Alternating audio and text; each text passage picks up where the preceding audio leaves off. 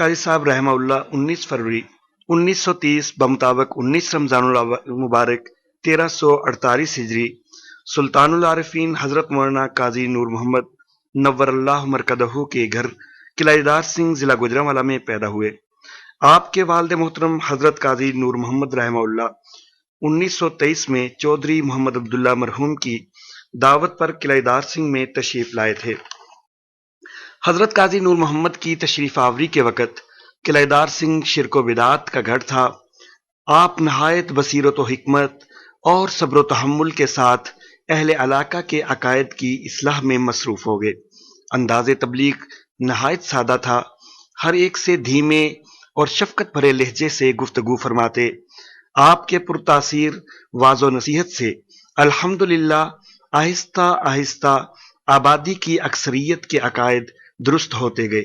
حضرت قاضی نور محمد رحمہ اللہ کے لیے قلعہ دار سنگھ اور گرد و نواح میں دعوت و تبلیغ کے ابتدائی کئی سال نہایت پرمشقت ثابت ہوئے۔ آپ کی گفتار کی انتہائی نرمی کے باوجود آپ کو شدید مخالفتوں کا سامنا کرنا پڑا۔ حضرت قاضی نور محمد رحمہ اللہ جب قلعہ دار سنگھ تشریف لائے تب یہاں کی عظیم الشان مرکزی جامع مسجد کے مقام پر ایک چھوٹی سی مسجد تھی کہ جہاں حضرت قاضی نور محمد رحمہ اللہ امامت و خطابت کے فرائض سر انجام دے رہے تھے۔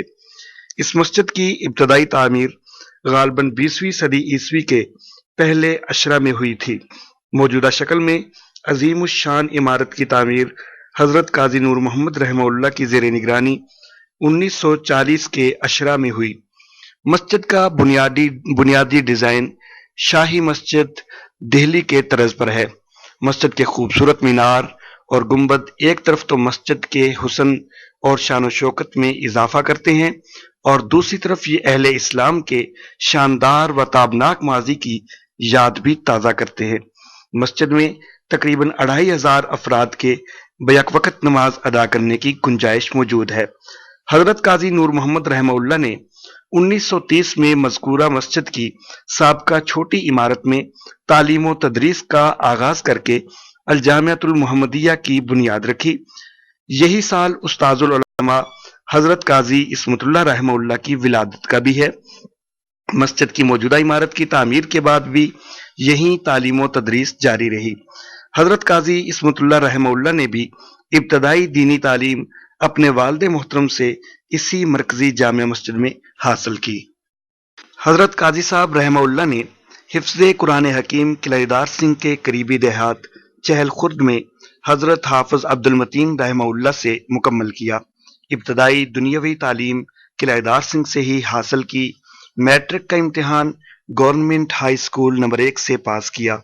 دینی تعلیم کے لیے اپنے والد محترم کے علاوہ حضرت مولانا غلام رسول رحمہ اللہ المعروف انی والے بابا کے صاحبزادے حضرت مولانا ولی اللہ رحمہ اللہ اور اپنے چچا حضرت مولانا قاضی شمس الدین رحمہ اللہ کے سامنے زانوے تلمذ طے کیا۔ دورہ حدیث کی تکمیل جامعہ صدیقیہ گوجرانوالہ میں شمس المحدثین حضرت مولانا قاضی شمس الدین رحمہ اللہ سے کی اور دورہ تفسیر القرآن شیخ القرآن حضرت مولانا غلام اللہ خان رحمہ اللہ سے پڑھا۔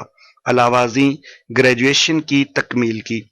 1953 میں حضرت قاضی صاحب رحمہ اللہ اپنے شفیق چچا و استاد حضرت مولانا قاضی شمس الدین رحمہ اللہ کی صاحبزادی سے رشتہ ازدواج میں منسلک ہوئے۔ حضرت قاضی صاحب رحمہ اللہ نے تدریس کا آغاز 1951 میں منڈی واربٹن سے کیا۔ 2 سال بعد 1953 میں الجامعۃ المحمدیہ قلعہ دار سنگھ میں اپنے والد محترم کے ہمراہ تدریسی خدمات میں مصروف ہو گئے۔ تعلیم و تدریس کے علاوہ آپ اپنے والد محترم کے شانہ بشانہ علاقہ بھر میں دعوت و تبلیغ کے فرائض بھی سر انجام دیتے رہے۔ آپ کا انداز درس و خطابت انتہائی سادہ اور دھیما تھا۔ مسئلہ سمجھانے میں اپنی مثال آپ تھے۔ قرآن حکیم کی تفسیر اور خصوصاً آیات و سور کے باہمی ربط کو اس انداز میں واضح فرماتے کہ سامعین ایک ایک بات اپنے دل میں اترتی محسوس کرتے۔ مشکل سے مشکل مضمون کو اس قدر سادہ و آسان انداز میں سمجھاتے کہ عام دیہاتی افراد تک مسئلہ کو خوب سمجھ لیتے۔ آپ نے اپنی زندگی اشاعت اسلام اور خدمت قرآن و حدیث محمد رحمہ اللہ کی زندگی میں تدریسی خدمات مرکزی جامع مسجد میں ہی سر انجام دی جاتی رہیں۔ 1967 عیسوی میں حافظ آباد روڈ پر الجامعۃ المحمدیہ کے لیے جگہ لی گئی۔ کسی حد تک تعمیر کے بعد 1975 سے یہاں تعلیم و تدریس کا آغاز کر دیا گیا۔ جامعہ کے احاطہ میں جامع مسجد نعمانی کے نام سے ایک الگ مسجد بھی تعمیر کی گئی۔ حضرت قاضی عصمت اللہ رحمہ اللہ نے جامعہ کی تعمیر و ترقی کے لیے دن رات انتھک محنت فرمائی، اور آپ کی پرخلوص محنت اور رب ذوالجلال کے فضل و رحمت سے اس وقت جامعہ کا شمار ملک کی چند اہم ترین درسگاہوں میں ہوتا ہے۔ والد محترم رحمہ اللہ کی وفات سے ایک سال قبل 1961 عیسوی میں حضرت قاضی صاحب رحمہ اللہ نے دورہ تفسیر القرآن کا بھی آغاز فرما دیا تھا، اور ہر سال شعبان المعظم اور رمضان المبارک میں ملک بھر سے آنے والے قرآن حکیم کی تفسیر کے شائق طلباء کے ذوق کی تسکین فرماتے رہے۔ 2005 عیسوی سے طلباء کے علاوہ طالبات کے لیے بھی دورہ تفسیر القرآن کا اہتمام کر دیا گیا۔ حضرت قاضی صاحب رحمہ اللہ کو 2 دفعہ اپنے استاد محترم شیخ القرآن حضرت مولانا غلام اللہ خان رحمہ اللہ کی جگہ دارالعلوم تعلیم القرآن راولپنڈی میں بھی دورہ تفسیر القرآن پڑھانے کا اعزاز حاصل ہوا۔ 1986 عیسوی سے الجامعۃ المحمدیہ کا وفاق المدارس العربیہ سے بھی باقاعدہ الحاق ہو چکا ہے۔ اس وقت تک جامعہ سے فارغ التحصیل ہونے والے ہزاروں جید علماء ملک بھر میں اور بیرون ملک بھی تبلیغ دین اور اشاعت توحید و سنت کا فریضہ سر انجام دے رہے ہیں۔ جامعہ میں طالبات کے لیے ترجمہ و تفسیر کی کلاسز کا آغاز 1950 کے عشرہ میں حضرت قاضی نور محمد رحمہ اللہ کر چکے تھے۔ 1991 میں حضرت قاضی عصمت اللہ رحمہ اللہ کی زیر نگرانی الجامعۃ المحمدیہ للبنات کی موجودہ عمارت کی تعمیر کی گئی اور اس میں تعلیم و تدریس کا آغاز کیا گیا۔